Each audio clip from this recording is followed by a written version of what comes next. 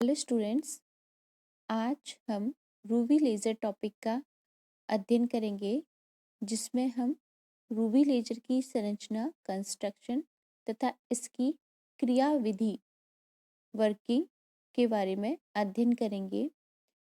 Ruby laser सन 1960 1960 में मेमन ने Ruby crystal का उपयोग करके प्रथम सफल लेज़र का निर्माण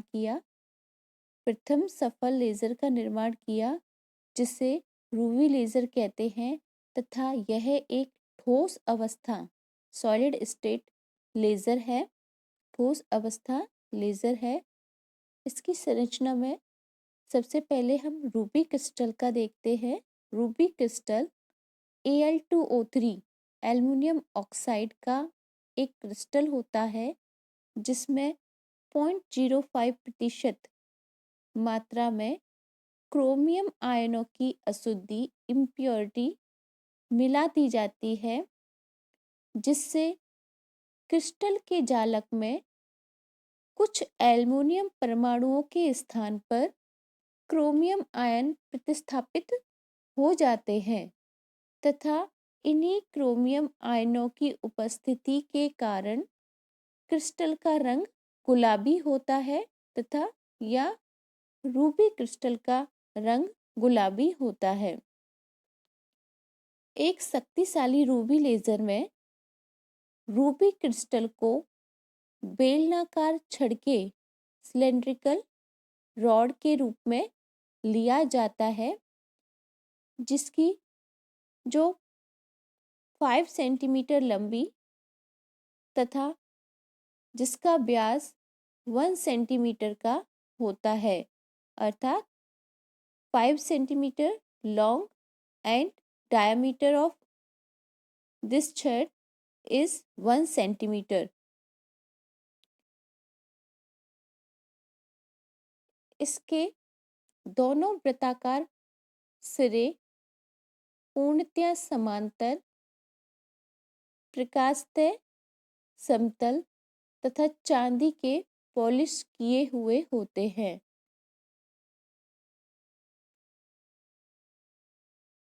एक वृत्ताकार पृष्ठ को पूर्ण परावर्तक परफेक्ट रिफ्लेक्टर तथा दूसरे पृष्ठ को आंशिक पारदर्शी पार्शियली ट्रांसपेरेंट जिसका रिफ्लेक्टेंस 90% होता है, परावर्तन गुणांक 90% होता है, बनाया जाता है। पूर्णतया परावर्तक पृष्ठ से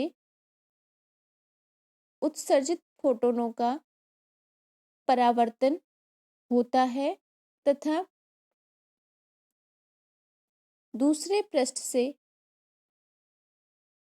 आंशिक पारदर्शी पृष्ठ से लेसर प्रकाश प्राप्त किया जाता है। इस रूबी छड़ को एक कांच की नली के अंदर रखते हैं। यहाँ पर हमने इसको दिखाया है, यह एक कांच की नली है जिसके अंदर रूबी छड़ स्थित है। इस रूबी छड़ की लंबाई 5 सेंटीमीटर तथा इसका जो डायामीटर है वो 1 सेंटीमीटर है। इस रूबी छड़ को एक कांच की नली ग्लास ट्यूब में रखते हैं जिस पर कुंडलित रूप में जिनोन गैस की क्षण दीप्ति विसर्जन नलिका xenon gas flash discharge tube कुंडलित रूप में लिपटी रहती है। यहाँ पर हम इसको देख सकते हैं कि यहाँ पर यह है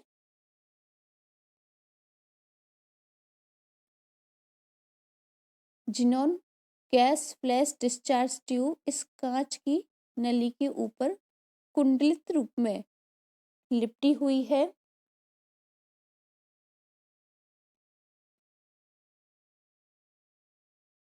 जो कि जिसका काम रूबी क्रिस्टल के परमाणुओं को प्रकाशीय पंपन द्वारा उत्तेजित अवस्था प्रदान करना होता है। अर्थात इसमें जो पंपिंग हम यूज में लेंगे वो प्रकाशीय पंपिंग होगी, प्रकाशीय पंपन ऑप्टिकल पंपिंग होगी, क्योंकि इस फ्लैश डिस्चार्ज ट्यूब से जब भी लाइट फ्लैश होगी तो इस फ्लैश लाइट के द्वारा एनर्जी लेकर जो एटम्स हैं वो अपनी एक्साइटेड स्टेट में चले जाएंगे, अर्थात लाइट का एब्जॉर्प्शन करके अपनी एक्साइटेड स्टेट में प्रकाश का अवशोषण करके अपनी उत्तेजित अवस्था में पहुंचेंगे। इसीलिए इसमें जो पंपिंग की के लिए जो विधि है वो है प्रकाशीय पंपन ऑप्टिकल पंपिंग, तथा इस फ्लैश डिस्चार्ज ट्यूब को क्षण दीप्ति विसर्जन नलिका को एक शक्ति प्रदाय पावर सप्लाई से जोड़ा जाता है। इससे उत्पन्न ऊष्मा की मात्रा अत्यधिक होने के कारण इस ऊष्मा को बाहर निकालने के लिए कांच की नली पर एक अन्य नली लिपटी हुई होती है जिसमें पानी प्रवाहित होता है। इसके द्वारा जो उत्पन्न ऊष्मा है वो अत्यधिक होती है। इस ऊष्मा को बाहर निकालने के लिए इस कांच की नली पर एक अन्य नली लिपटी हुई होती है जिसमें पानी प्रवाहित होता है, जिसके द्वारा इस ऊष्मा को बाहर निकाला जाता है। यहाँ पर इसकी संरचना को चित्र में दिखाया गया है जिसमें हम देख सकते हैं ये हमारी रूबी छड़ है। इसका जो ये वृत्ताकार पृष्ठ है यह पूर्णतया परावर्तक परफेक्ट रिफ्लेक्टर है, कंप्लीटली या परफेक्ट रिफ्लेक्टर सरफेस है, तथा ये दूसरा जो इसका वृत्ताकार पृष्ठ है यह आंशिक पारदर्शी पृष्ठ होता है, पार्शियली रिफ्लेक्टर बोल सकते हैं, पार्शियली ट्रांसपेरेंट बोल सकते हैं, जिसके द्वारा हमें लेजर प्रकाश यहाँ पर प्राप्त होता है। यहाँ पर जो हमें लेजर प्रकाश प्राप्त होता है लेजर प्रकाश किरण के रूप में, तथा यह जो रॉड है यह कांच की नली के अंदर रखते हैं इसको, तथा इस कांच की नली के ऊपर जिनोन की क्षण दीप्ति विसर्जन नलिका लिपटी हुई होती है कुंडलित रूप में।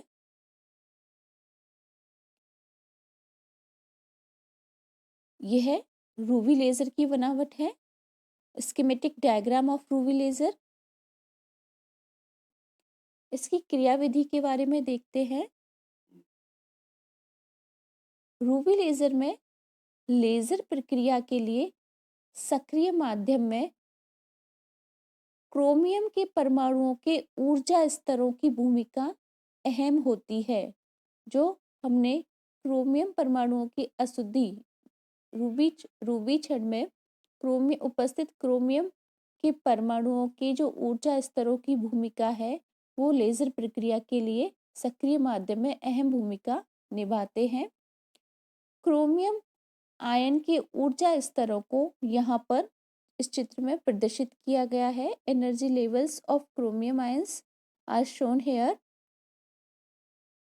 यहाँ पर इसमें मूल ऊर्जा स्तर जिसको हमने नाम दिया 1, तथा इसके ऊपर दो चौड़े बैंड 3A तथा 3B होते हैं। ये दो बैंड होते हैं जिसको उनके नाम है 3A तथा 3B। 3A ऊर्जा स्तर के नीचे, इस ऊर्जा स्तर के नीचे एक अन्य विभक्त ऊर्जा स्तर 2 होता है। ये तो ऊर्जा स्तर 1, ये ऊर्जा स्तर 3 तथा 3 के नीचे 3A के नीचे एक अन्य विभक्त ऊर्जा स्तर 2 होता है जिसमें दो ऊर्जा स्तर होते हैं, जिसमें दो ऊर्जा स्तर को यहाँ दिखाया गया, दो ऊर्जा स्तर होते हैं जिनके मध्य अंतराल 29 सेंटीमीटर 29 पर सेंटीमीटर होता है। इनके मध्य जो ऊर्जा अंतराल है वो 29 पर सेंटीमीटर होता है। जब रूबी क्रिस्टल की छड़ पर जिनोन गैस विसर्जन नलिका से या जिनोन फ्लैश डिस्चार्ज ट्यूब से क्षण दीप्ति प्रकाश या फ्लैश लाइट आपतित की जाती है तो रूबी क्रिस्टल में उपस्थित क्रोमियम के परमाणुओं के द्वारा 5600 एंगस्ट्रॉम 5600 एंगस्ट्रॉम के हरे रंग के प्रकाश के फोटोनों का अवशोषण किया जाता है। क्रोमियम के आयन है वो इस फ्लैश लाइट से या क्षण दीप्ति प्रकाश से हरे रंग के 5600 एंगस्ट्रॉम प्रकाश के फोटोनों का अवशोषण करते हैं तथा इस अवशोषण के द्वारा अपनी मूल अवस्था 1 से अपनी उत्तेजित अवस्था 3 में संक्रमण कर जाते हैं। चूंकि ऊर्जा स्तर 3 में 2 बैंड हैं, 3A तथा 3B, दोनों बैंड में संक्रमण कर जाते हैं। 5600 एंगस्ट्रॉम के हरे प्रकाश के फोटोनों का अवशोषण कर ये 3A ऊर्जा स्तर में संक्रमण करते हैं। इस प्रकाश का अवशोषण करके अपने 3A ऊर्जा स्तर में संक्रमण करते हैं तथा 4100 एंगस्ट्रॉम कुछ क्रोमियम परमाणु 4100 एंगस्ट्रॉम के प्रकाश का अवशोषण करके 3V ऊर्जा स्तर में संक्रमण कर जाते हैं।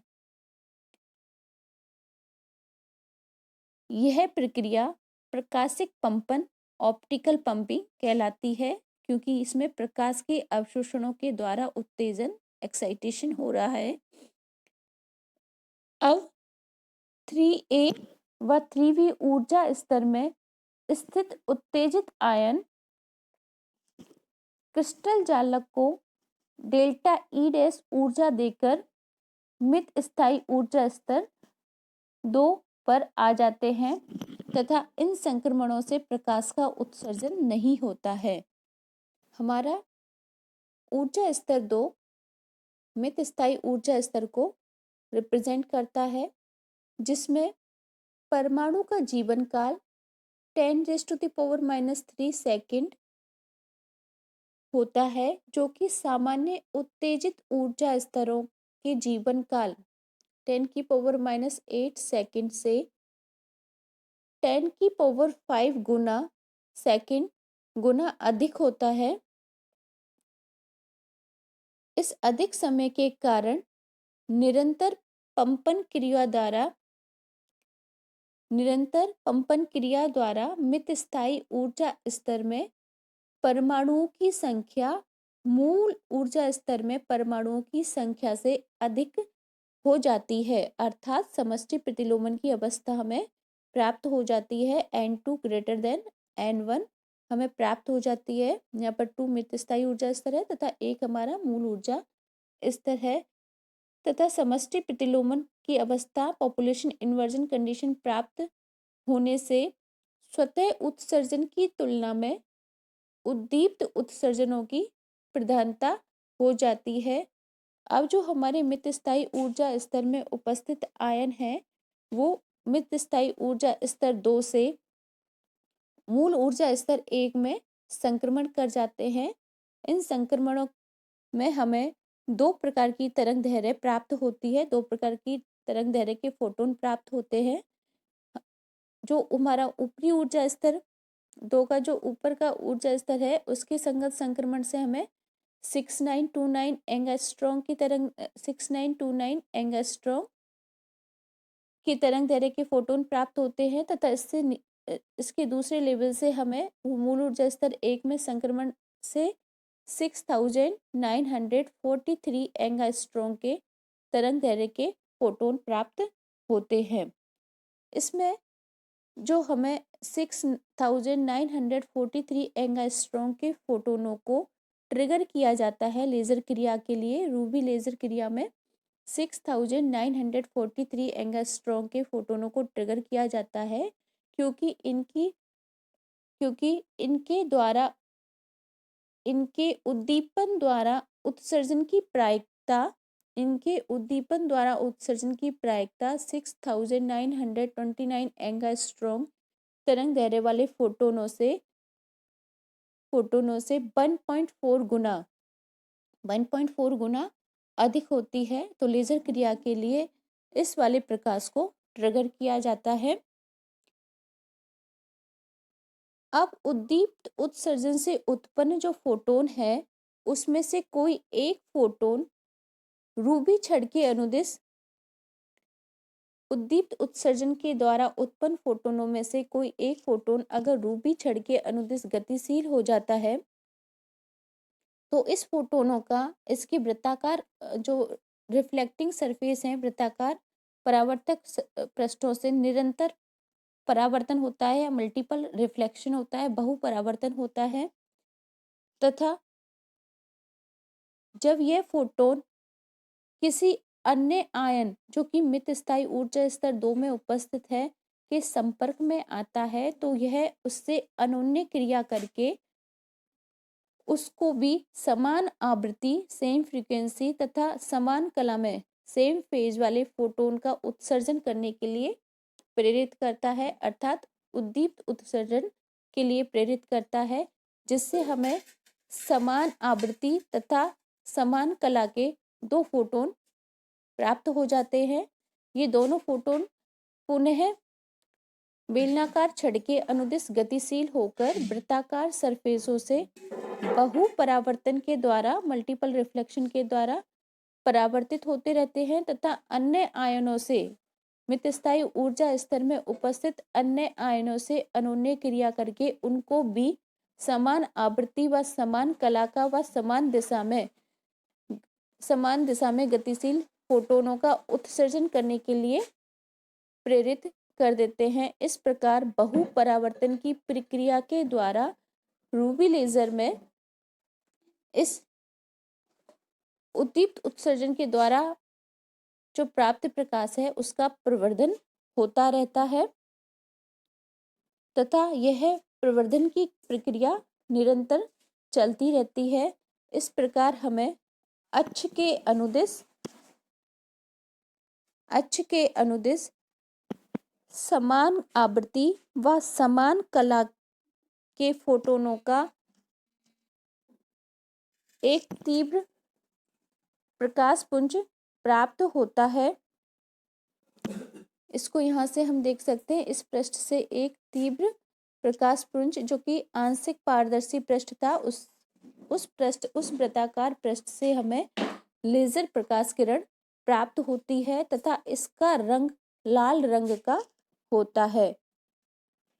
तो इस आंशिक पारदर्शक पृष्ठ से हमें तीव्र समान आवृत्ति व समान कला के फोटोनों का व लाल रंग का तीव्र प्रकाश पुंज प्राप्त होता है। इस प्रकार हमारा रूबी लेजर टॉपिक खत्म होता है। नेक्स्ट लेक्चर में हम हीलियम नियॉन गैस लेजर का अध्ययन करेंगे। धन्यवाद।